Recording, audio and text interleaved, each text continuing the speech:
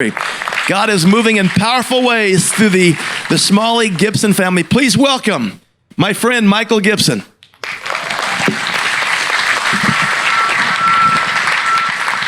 This guy, he's 25, he's won an Emmy. Yeah. How many Emmy winners do you know? Yeah. One. Good morning, church. How are we doing this morning? Oh man, I love this house, and you know, this is such a special place to me because do you guys know how amazing of a church you go to? Yeah, isn't this place unbelievable? And I think that a big part of that, I know a big part of that, is your leaders. You have two incredible, wonderful, beautiful leaders in Pastors Tim and Melissa, and they're absolutely salt of this earth. And you know, my dad and I get the opportunity to travel all over the country, and you know, I've learned that not every church is the same. And there are some churches out there that have just this really special anointing on them. And so I want you to know that's the place that you go. And so you go to such a wonderful, beautiful church, and so I have totally fallen in love with all of you guys, and I feel like you're crazy relative from Springfield, Missouri. So, well, I had something happen to me on my way out here that has never ever happened to me in the history of me traveling, and I almost didn't make it here, it's so crazy that I have to tell you the story. I was flying here, and I was speaking last weekend at this church in St. Louis, and I was hosting my Real Life Love seminar, which is a seminar based on my book. And so one of the things my grandpa always encouraged me to do when it came to speaking is he said, you've got to use an object every single time you speak, because like a prop, because he says the object that helps the audience remember what you were saying. You know, he learned that was this woman named Corrie ten Boom. Anybody remember Corrie ten Boom? Yeah, she was an incredible lady. And so every time she came, she stayed at my grandparents' home, and every time she came, she always brought with her an object to be able to share with the story that she was sharing. And so my grandpa always encouraged me to do that. And so last weekend, I was speaking at this conference, put my all my props in my travel bag, put my bag in the closet, didn't touch it until I got it back out to come to Arizona to speak to you guys. And so I was running late for my flight. I was like 20 minutes until my flight left. You know how that goes. So I was rushing, put the bag through the TSA thing, and so all of a sudden I see the belt stop, and this guy's looking at the screen with these huge eyes, and I'm thinking, I was like, he seems concerned for probably just a bottle of water that I left in there. And all of a sudden, then another guy came over. So now there's two people looking at my bag, and then another guy came. Now there's three people looking at my bag. And then all of a sudden, this deputy comes over in this extremely formal-looking outfit, and he comes up to me, and he says, "Sir, is this your bag?"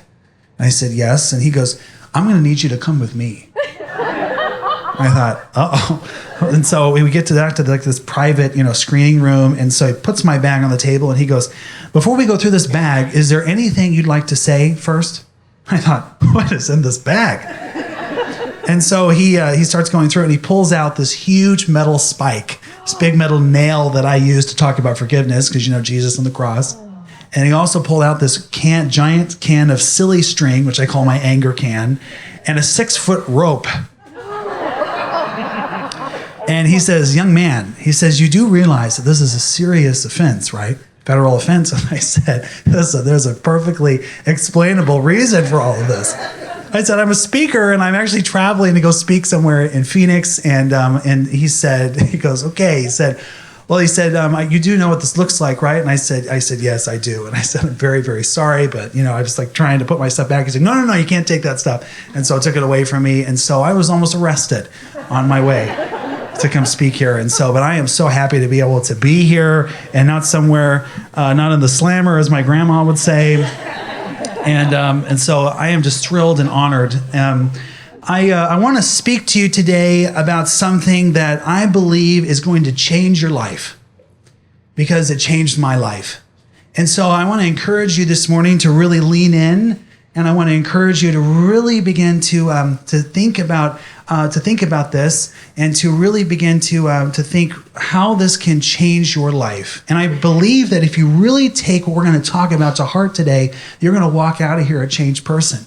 I believe there's freedom for some people in here. I believe there's healing in this message for some people here. And so I'm excited to be able to dive in with you on the complex, difficult subject of relationships. of relationships. And the crazy thing about relationships is no matter if it's a 30-second interaction with a rather aggressive TSA deputy, or if we've built a lifetime of memories with someone, our relationships determine the quality of our life. Our relationships determine the quality of our life. Jesus calls us to a life of relationships. And how do we know that?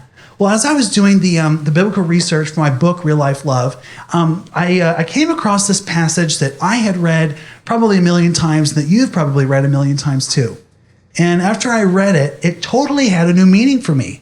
And I want to read it to you this morning. It comes to us out of Matthew chapter 22, verses 36 through 39. It says this: "Teacher, what is the great commandment in the law?" By the way, this is the Pharisees and Sadducees asking Jesus essentially, what is the meaning of life? And he said to him, "You shall love the Lord your God with all your heart, with all your soul, with all your mind. This is the great and first commandment. And a second is like this." Watch this. This is very interesting. "You shall love your neighbor as yourself." So Jesus really gives us two main calls right there. The first one is to build a healthy, beautiful, quality, vibrant relationship with him, God, that always comes first. But in the same breath, he also says that we should love our neighbor. Notice he doesn't just say you should love your spouse or your friends or your kids or your colleagues or the people in your inner circle. He says to love your neighbor. And so really, I believe I found myself in a place where I'm 25, and I found myself when I was graduating from high school in a place of brokenness. And I found myself, I didn't have a lot of friends, and I was really on the outs with my family. I didn't have a good relationship with my family. And I found myself feeling almost stuck. And it really took this monumental thing that happened to me in my life, which is my grandfather passing away. We really were best buds, and he took me everywhere with him. In fact, I got to work for him for the last 4 years of his ministry, and so he was such an influential person in my life. And so when he passed away, I found myself searching for really what is it that what made my grandpa's life so blessed, because he really did have an incredibly blessed life. And he had a family that loved him, and he had kids that adored him and grandkids that followed him around everywhere, literally. And so I thought, man, what is the secret? And then I began to actually look at what really truly made the difference in my grandfather's life. And I'm here to tell you that it was the quality of his relationships. My grandpa used to say this thing that resonates with me even today. He used to say that life is relationships, but the rest is just details. Life is relationships, and the rest is just details. And that really, really is true. And so Jesus calls us to a life of beautiful, vibrant relationships, but really when it comes down to it, we don't really know the first thing, right? And so for me, if my grandfather was standing here today and you asked him, hey, if Jesus really calls us to a life of great relationships, what is the one secret that I could use today that would change everything for me? What would that be? And I guarantee you what my grandfather would talk to you about. I guarantee you what he would tell you is exactly what we're going to talk about today. And really, this secret changed everything for me when I really began to take it seriously. And I know that it can do the same thing for you. And what I love about Pastor Tim is that I've watched several of his sermons online, and he's such a wonderful student of the Word, and his messages are always really scripturally deep. But this morning, I want to make things really simple for you. I really just want to focus on one verse. This is one of my life verses. This is what we're going to focus on today, and it comes to us from Romans 12:10, and it's this: "Be devoted to one another in love. Honor one another above yourselves." Honor one another above yourselves. I'm going to count to 3, and let's all say honor together. Ready? 1, 2, 3. Honor. Yeah, honor. That is the secret that can change everything for you. Honor is the lifeblood of our relationships. Honor is like pouring Miracle Grow on the most broken relationships and watching it thrive almost instantly. Honor is something that is so powerful, and it's so life-changing. And so I want to answer, but sometimes when we think about honor can be kind of complicated, right? Because you think about honor and you think to yourself, what does that have anything to do with me? I mean, we hear we should honor important people, and we hear we should honor important things, but how does honor really correlate to my life? How does honor really have anything to do with it? How can it help my relationships? This morning, I want to take you through, I want to answer 3 questions with you. First question is, I want to answer, what is honor? So we're going to talk about what honor is in the first place. And then the second one, we're going to talk about how do we honor? So we're going to talk about how we honor. I'm going to give you some basic principles that really helped me. And then the third question I want to answer is, when do we honor? So let's get right into this. I want to answer first the question, what is honor? And to illustrate that, I have an object for you. What is this? What is this? Yeah, it's a $100 bill. On a show of hands, did anybody like this crisp $100 bill? Show of hands. Wow, everyone's raising their hand. Well, would you still want this $100 bill if I did this? Raise your hand if you want those $100 bills like this. You do, but it's all crumpled. Why would you want that? Why would you want that? What if I did this, in fact? You just step on it here and just get all the germs on there. You don't know where my shoe has been. Anybody still want this $100 bill? But now it's dirty and it's definitely super crumpled now. And what if I did this? Well, I think that's illegal. Nobody say anything. I did that. One more time. Who wants this $100 bill by a show of hands? Yeah, we're all still raising our hands. Why do you still want this $100 bill? Because it's valuable, right? Because no matter what I do to this $100 bill, as long as it's still in existence, it still holds its value. Friends, this is exactly how we're supposed to see the people in our life.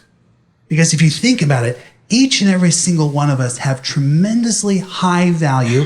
Some of us might have a few tears here and there and maybe a few crumples. But the fact of the matter is that we are all immensely valuable. And so the fact that when all of you raised your hands when I still asked if you wanted this, by the way, do you know how many germs are on money? I just read this study, and basically just by touching one of these, it can kill you, basically. I mean, these things are filthy, but yet we still value them because they can unlock opportunities for us, right? You can buy a cool pair of shoes with $100. You can go out to a nice dinner for $100. You can do a lot. You can invest it. They can grow and become even more valuable. $100 is important to us no matter how it looks because it holds value. And so the simple act of you raising your hand, you just honored. That's how simple honor is. And so really honor is a perspective change. Honor is looking at something not for the tremendous value that it has, instead of focusing on the negatives. Honor is finding the wow in the people in our life. And the beautiful thing is that you can do this literally with everybody. One of my favorite verses is Matthew chapter 6, verse 21. For where your treasure is, there your heart will be also. Let me describe this for you in a different way. I do come from the Ozark Mountains of Missouri, and there's a theme park by where I live called Silver Dollar City. Does anyone know Silver Dollar City out there? A few hands. If you don't know what that is, just picture Hillbilly Disneyland. That's really all it is. It's this magical place with these roller coasters and funnel cakes. And so when I go with my friends and family, everyone loves to bounce from roller coaster to roller coaster, eating funnel cakes as they go.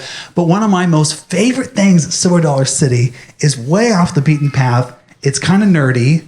It's the gold panning station. I love the gold panning station. I don't know if it's just the thrill of finding something extraordinary amongst the ordinary, but it's so thrilling for me. And you know how gold panning works. You take this mound of, uninteresting rock and dirt, and you pour it onto a sifter, and you shift it back and forth through a trough of flowing water. You lift it up, and hopefully you have all these little gold flakes, or maybe if you're lucky, a gold nugget left over. And if you think about it, each and every single one of us are just like those bags of dirt. We're dirt bags. Turn to somebody next to you and say, you are a dirt bag. Some of you have been waiting a long time to be able to say that, I got the feeling. But here's the beautiful thing is that inside every single bag of dirt with gold panning is beautiful gold flakes that we can value and treasure, right? And inside each and every single one of us is many beautiful things that we can learn to value and treasure. But see, a lot of times when it comes to our relationships, a lot of times we just focus on the dirt, right? We don't focus on the gold flakes. And so that's really where disharmony in relationships comes from, is when we focus on the ordinary instead of the extraordinary.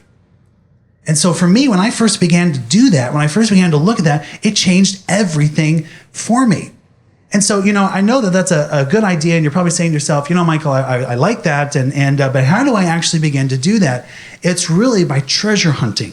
It's treasure hunting inside of us. And I'll never forget, the very first time I ever learned this was in my high school Spanish class. I had this Spanish teacher that was literally the worst. She was the worst. She wasn't a bad teacher. She just was one of those teachers that got on to me all the time. Anybody have one of those when you were growing up? Yeah, and so it's like she had a camera in my house, and it's like she could tell when I didn't study. And it's like she knew. And so this one morning I came into class, I sat down, and she got up there and she says, okay, everyone, we're going to be doing a verbal pop quiz today. And so we're going to start with Michael.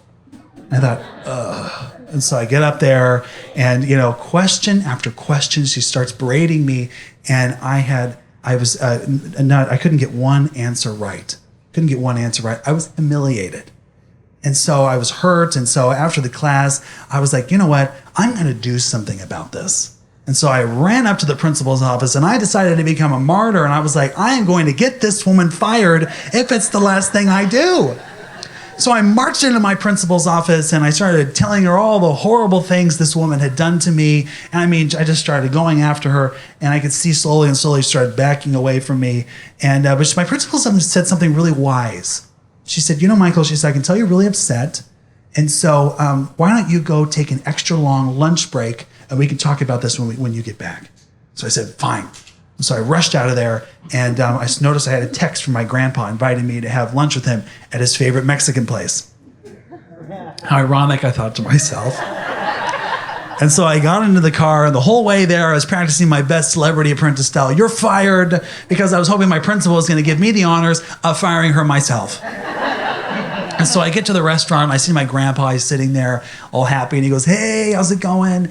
And I said, oh, it's going horrible. And I started telling my grandpa all the things that I told my principal about how horrible this woman was. But the craziest thing, I thought my grandpa would take my side, but he got really, really serious, and he said, Michael, he said, you've shared all the bad things about your principal, but what about the good? And can you imagine that? I wonder what made this woman like this when she was 4 years old. And so I'm thinking to myself, And so he goes, he said, I really want to teach you something that's going to change your life. And he said, listen, you will never encounter a single person in your life that is not worthy of honor. And so he said, we're going to learn how to honor your Spanish teacher. So he had me ask for this napkin and pen in Spanish, of course, from our waiter, and he brought it. And we ended up sitting down together, and he had me build an honor list for my Spanish teacher. And all an honor list is basically like treasure hunting, finding those little gold things to value about somebody. And so I came up with this list, and I saved it all these years, and I actually brought it for you. And there's 4 things on this list. The first one was driven. She challenges me on a daily basis to be my best. Passionate. She loves the Spanish language and is eager to teach her students this beautiful language. Talented. Being the chair of the foreign language department, she is extremely knowledgeable of foreign languages and cultures, especially Spanish. Caring. She wants to see me do well in Spanish and is pushing me to commit to excelling in her class. This was 2 hours worth of work. But I did it.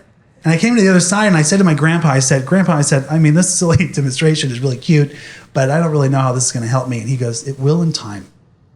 And so the next day I went back to class. And do you think the lecture still occurred? Absolutely. Do you think the embarrassment still happened? Absolutely.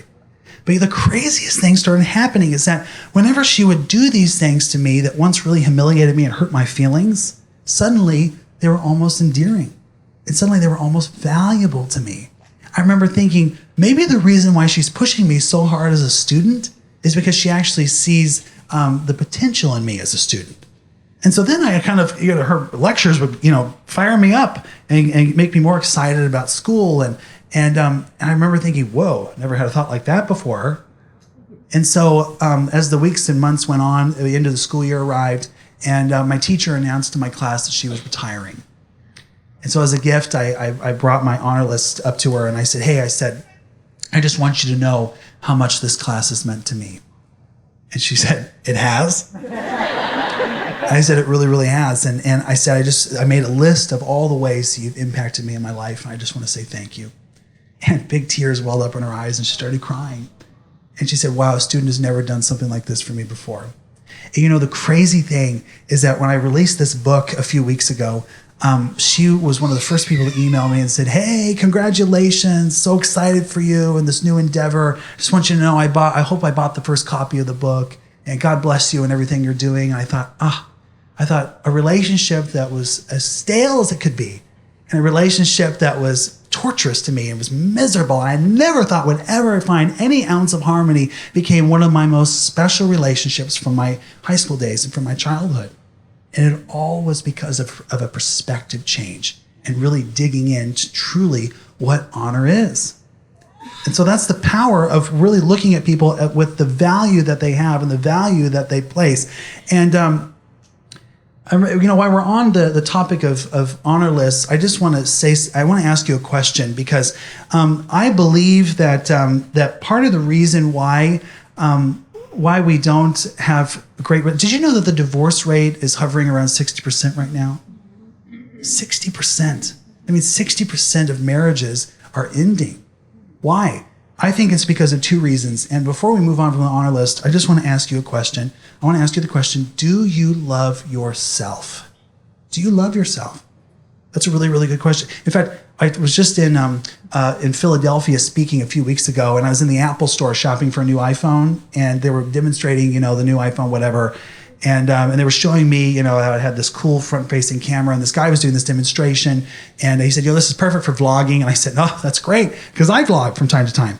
He said, really? He said, what do you vlog about? And I said, well, I write and speak on relationships. He goes, you do? He said, I have a question for you. Everyone's favorite thing to say to me when I tell them I write about relationships. And he looked at me and he said, I have a question for you. He said, why does nobody love me? And I said, that's a good question. I said, well, let me ask you another question back. Do you love yourself? He said, he said, no one's ever asked me that before. And I said, do you realize how much value you have as a human being? And so right then and there, we started hunting for the things that he could learn to treasure about himself.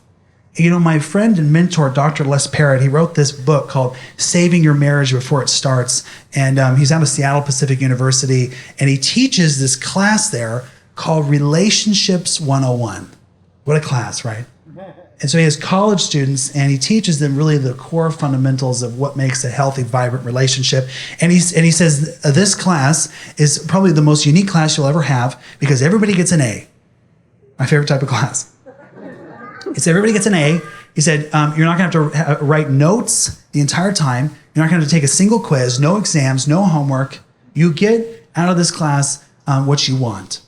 But he said, but you will all fail this class. I will give you an F in this class if you don't write down this one statement. And I was sitting over dinner when Les first told me this, and right then and there, it changed my life. And I brought it for you this morning, and it's this. If you try to build intimacy with another person before you've done the difficult work of getting whole, all your relationships become an attempt to complete yourself. Let me say that again. If you try to build intimacy with another person before you've done the difficult work of getting whole, all your relationships become an attempt to complete yourself. Isn't that powerful? And I think that another breakdown with our culture when it comes to relationships is that we're chasing the happy factor. All we want to do is be happy. And so I think a lot of times the reason why people make the decision to get a divorce is because they're not willing to stick in it. They're not willing to ride out the hard times, and they want to give up because why? Because they're not happy. When really all it takes is a perspective change. All it takes is looking at those little gold flakes inside of us and looking at the value that some of the other person has for it to change everything. I've seen that in my life. I have two sisters. One of them's 23 and the other one's 11. The 11-year-old's our Ethiopian princess. We adopted her when she was 6 months old. And I love those two to death, but they drive me crazy. They love to make fun of me, and they love to, just do things that little sisters do, drive me crazy. And at one time, that stuff really did used to bother me. And I remember I thought to myself, I don't have to have a relationship with my sisters, right? I can make that decision myself. But what's crazy is that when I did that, when I distanced myself from my sisters, I missed out on so many incredible opportunities to love them. Because here's the deal. The people that are in your life, God has placed there for a specific reason. And so you have the tremendous opportunity to be able to love and show Christ to everybody around you, all the people that he's put in your life. And so for me, my sisters are one of those people. And so I made this decision to really value and treasure my sisters. And it was amazing how all the little things they used to do to me, just like with my Spanish teacher, I began to see them differently. In fact, it bonded us and it grew us closer together.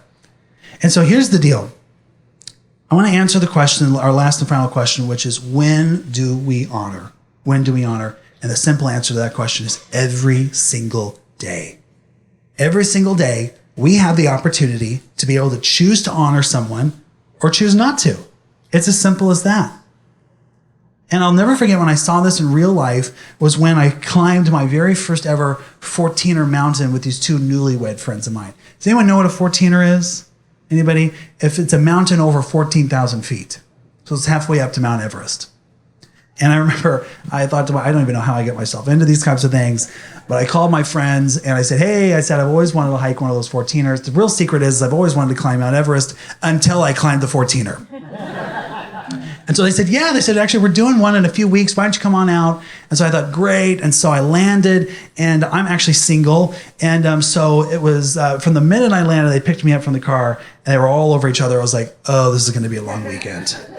And I thought, they were all over each other the whole time. We were at dinner, and they just were gazing into each other's eyes. I'm like, hello, I'm over here. And the whole time was just filled with married people conversation. And we had to go to bed, really early. We went to bed like at 6 p.m. And we had to wake up at 2 a.m. because in order to summit to 14er, you have to do it before lunchtime. Or Colorado has these violent winds that come through and are capable of blowing you off the mountain. And so we got up super early, and the whole drive up there was about 3 hours away from their home, was filled with more married people conversation, what are the best suburbs to be in, and what schools they want to put their kids in someday, and mortgage rates. I'm just thinking, I just want to climb this mountain. And so we get up to the mountain, and we put our headlamps on, and because it's really, really dark, and we have oxygen because the air is really thin up there. In fact, it's so high that our human bodies actually aren't equipped to be able to be in that kind of altitude. So your body is literally dying while you're up there. It starts to decay. And so we're up there, and then I never even knew that we had hip flexors until I began climbing this mountain. It was like one of the most painful experiences of my life.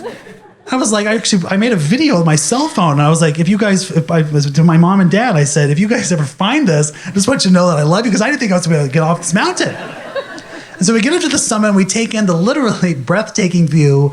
And I look over at my friend, Ryan, and he's pale as a ghost.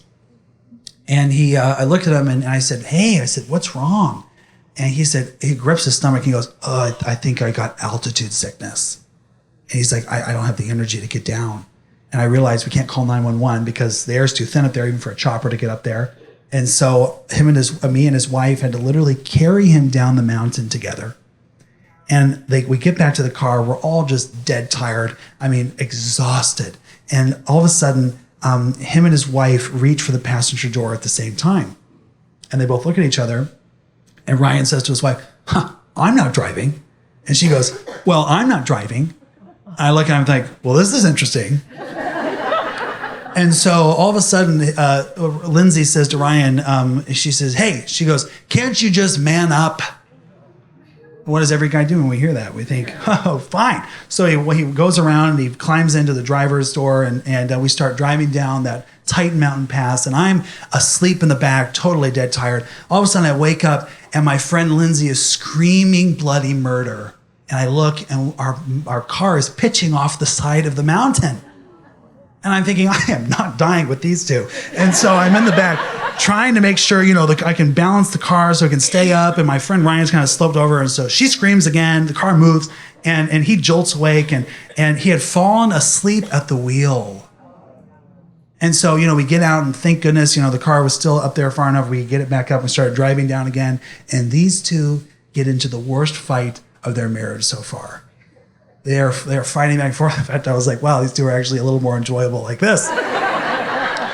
And so, I mean, they're going at it. I mean, she's saying, how dare you do something like that? And he was like, oh yeah? He said, remember in our vows when you promised to obey me? And of course, I have one eye open going, oh, I'm sure he wishes he would have been falling off the mountain at this point.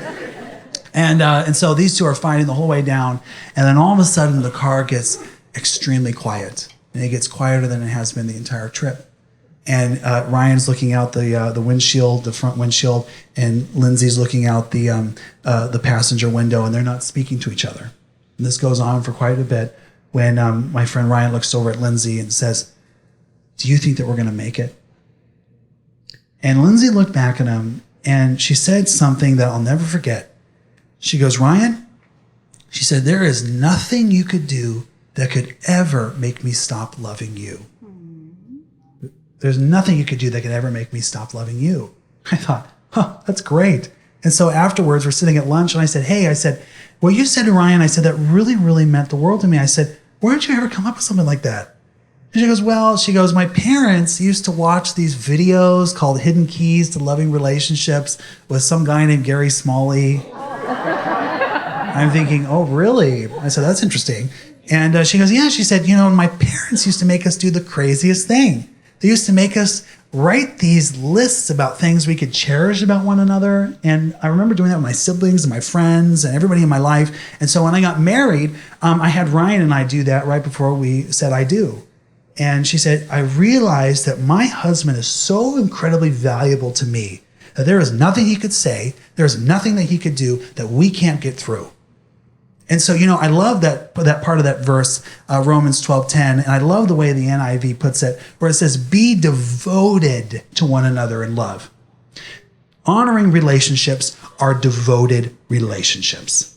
We must be devoted if we're going to be in real life love.